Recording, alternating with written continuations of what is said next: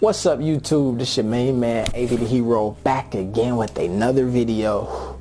And the media is working overtime to pit the Los Angeles Lakers versus Lavar Ball, and they're trying to do this at all costs.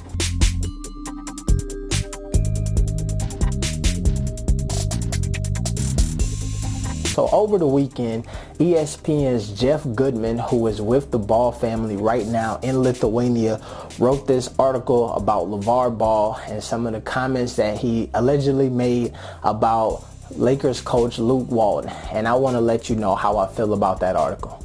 I view the recent ESPN article as a disgrace, quite honestly. Rick Carlisle said it better than I could have put it. I'm going to tell you, he was reading my mind right there. I think that the article is a complete disgrace for multiple reasons.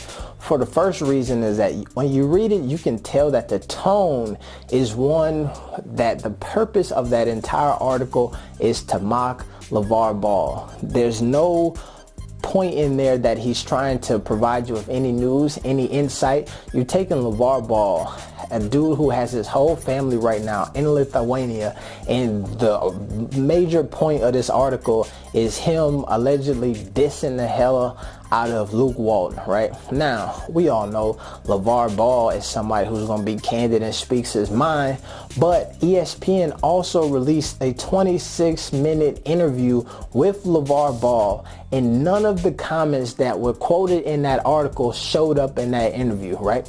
So all of the things that ended up in that interview were things that happened off camera and probably off the record, to be honest with you.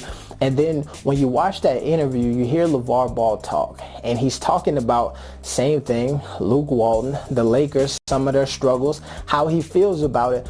But the way that he talks about it is not as controversial as that article would make you believe, okay?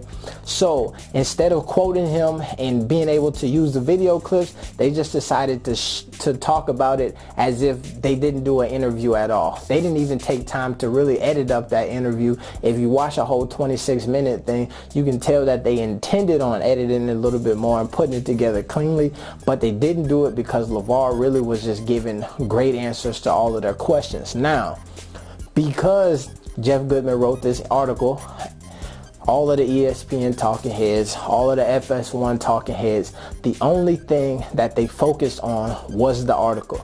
None of them really quoted the interview. Lavar in that interview said some great things, gave a lot of insight on how he feels about the Lakers and his team, which all things make sense when you consider Lavar Ball has been a fan of the Lakers his whole entire life, and his biggest dream is to have his 3 sons play for the team. Obviously, as a diehard Laker fan and a team that's on a 9-game losing streak, he's probably got some critical opinions and some ideas on how they can fix that. But they don't frame it that way because that's not entertaining.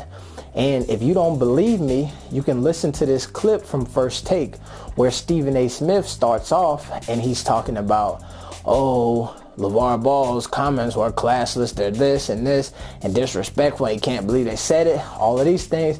Max Kellerman rebuttals and says, look, if you really listen to what he's saying, when he talks about LeBron, he talks about his son Jello playing for the Lakers, he's throwing a lot of things out there that will let you know that his comments about Luke Walton probably aren't to be taken as serious.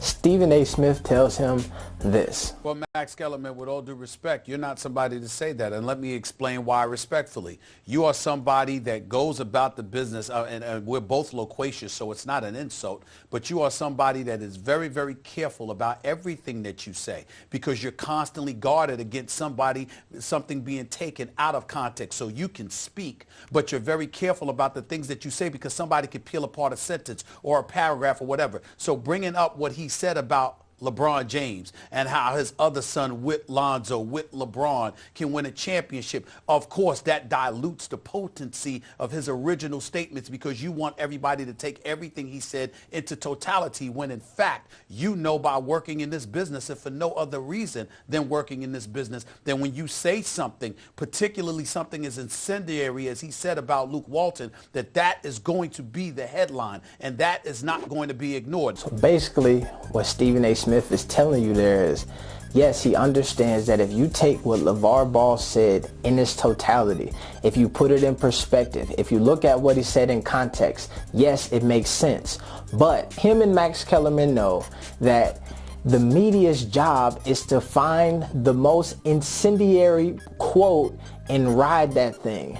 So he's saying that him and Max may have the ability to phrase their words in a way that you can't take just a part of it and make a whole hot take out of it.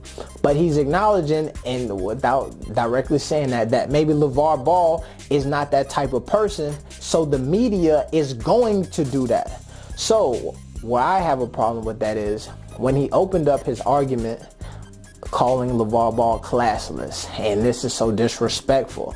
But then he understands that, yes, his words may have been taken out of context, but he does not place any blame on the media person who wrote the article with the intent to take his words out of context to get the hot take. It's on Lavar Ball for not having the ability to be loquacious enough to speak in a way that the media can't turn and flip and exploit him and make him into some evil villain.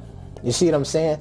And let me give you a breakdown on even further from Stephen A. Smith, because part of that Rick Carlisle quote that I didn't put in there is he was calling out ESPN because they are supposedly partners with the NBA and they should have a duty to the coaches to protect them from such articles, especially when it's coming from folks like Lavar Ball, who would just speaking on opinion. So they shouldn't take somebody's opinion when it's not fact and then write an article scorching a coach and putting his whole livelihood, his ability to coach on the line. Stephen A. Smith says he completely disagrees with Coach Carlisle, and here's why. Now, just because you don't like it doesn't mean it's not newsworthy. Just because you have a distaste for Lavar Ball's tactics doesn't mean that what he said in this particular situation is not newsworthy. We sit up there and we report what he says, and now we get to comment and excoriate it and minimize it for the nonsense that it may have been. But it doesn't mean that you ignore it just because it's him. He's the father of the point guard for the Los Angeles Lakers, and that makes it news. What I feel like he's trying to tell you is this: you may not like Lavar Ball, you may not like his tactics, the way he speaks, but what he says is news, especially when it's controversial, right? But what he's also telling you here is that when Lavar Ball says something that's not controversial and falls in line with things that a father or a Laker fan says, that's not news. They're not going to report that. That's not going to show up in the article. That's not going to show up on the television show. What they're sharing with you is news based on what is going to entertain you, not based on what is fact. They're not going to tell you exactly what Lavar Ball said. They're not going to give you his explanation for saying what he said. They're going to give you the hot take, and then they're going to give you their opinion on it, and then they're going to do whatever they can to minimize it and diminish it. He just said that. We wanted to throw a comment out from Lavar Ball, and we want to minimize it and demonize it. That's all they're doing. That's the plan. He just gave you the blueprint. When you watch ESPN, take the comment, Lavar Ball said that, let's demonize it, let's minimize it, let's excoriate it. That's the blueprint. That's the plan. You see that being in rotation over and over and over again. If you fall for it, that's on you. What I suggest you do is take some time out, go sit down, watch the 26-minute interview with Lavar Ball, go read the article from Jeff Goodman, and then come up to your own conclusion. Listen to the words coming directly out of his mouth. Don't listen to the words framed and painted by another person. Don't listen to the words framed and painted by Stephen A. Smith. Don't listen to those words framed and painted by Jeff Goodman, Rick Carlisle, all of these people. This is what I'm telling you is if you really listen to the words that are coming out of people's mouths and you listen and accept it, but then also take into context the context and perspective and what they're saying those things in, then you will see that the way that the media is framing stuff for you is all to get clicks, is all to get ratings. They're trying to keep a story going. What the media wants to do now is, oh, we just reported this article from quoting Lavar Ball. Now let's go to the Lakers. What do you got to say? Oh, this is what you say? Now let's report what the Lakers say. Now maybe we can get Lavar Ball to say something. Or let's wait. Let's see how the Lakers are going to handle this situation. What should they do now? This is all opportunities to continue the news cycle. Don't fall for it. Think, open your mind up. Also, I want to throw this out here to you. If you subscribe to the channel, you hit that bell, you already know about this, but we got a giveaway going. Go through the channel, check out the last video about the BBB, the Better Business Bureau, and the Big Baller brand, and then listen to that and figure out how to enter into this giveaway. Giveaway ends on Friday. You got an opportunity to get in there, win something. It's your main man, AB the Hero. I'm out. Peace.